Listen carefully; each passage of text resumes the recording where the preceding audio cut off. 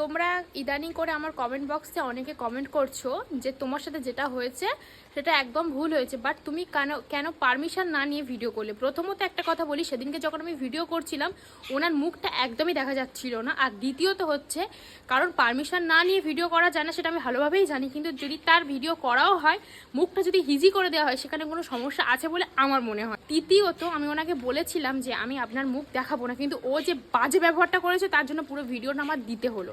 আর তোমরা না জেনে শুনে কারোর সম্পর্কে কোনো খারাপ কথা বলো না, কারণ সেখানে পরিস্থিতিটা আমার সাথে হয়েছিল।